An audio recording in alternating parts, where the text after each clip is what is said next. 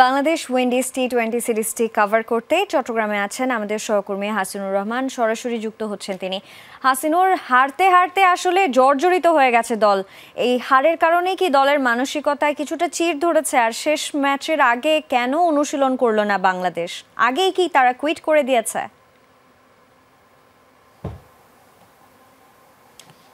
আসলে এই ম্যাচের আগে যেমন তারা অনুশীলন করেনি, এর আগের ম্যাচে প্রথম ম্যাচ হারের পরের দিনও কিন্তু তারা অনুশীলন করেনি। টানা 2 ম্যাচ হারের পর যে মাঝখানে যে গ্যাপ ছিল, তারা আসলে সেই গ্যাপে বিশ্রাম নিয়েছে।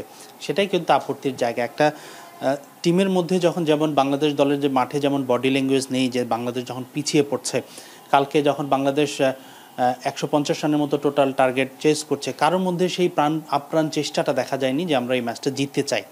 কিংবা যখন বাংলাদেশের উইকেট ফলো পরপর পড়তে থাকে, তখনও কেউ এরকম আঁকড়ে থাকা যেমন প্রয়াসটা দেখা যায় না। এই যে মিডল অর্ডারে এত ব্যাটার যারা অফ ফর্মে আছেন, তাদের মধ্যেও সেই স্পৃহাটা কিন্তু আমরা মাঠের অন্তত অনুশীলনে দেখছি না, যে আমরা কঠোর পরিশ্রম করে ঘুরে দাঁড়াতে চাই।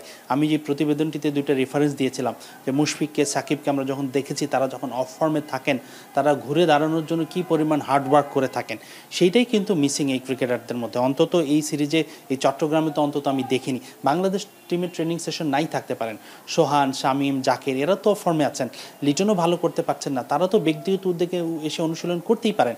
একটা বল বয় নিয়ে অনুশীলন করতে পারেন, নেটে মেশিনে করতে পারেন। সেই জায়গাটাই আমার আপত্তি, এবং এই জায়গাটাতেই অভাব। মানে ভালো করার, ঘুরে দাঁড়ানো, নিজেকে আরও উন্নত করার যে তাগিদ বা চাহিদা, সেটা কিন্তু চোখে পড়ছে না আপাত দৃষ্টিতে। একদমই তাই হাসিনুর, অনেক ধন্যবাদ আমাদের সঙ্গে যুক্ত হয়ে গুরুত্বপূর্ণ কিছু ইনফরমেশন দেওয়ার জন্য।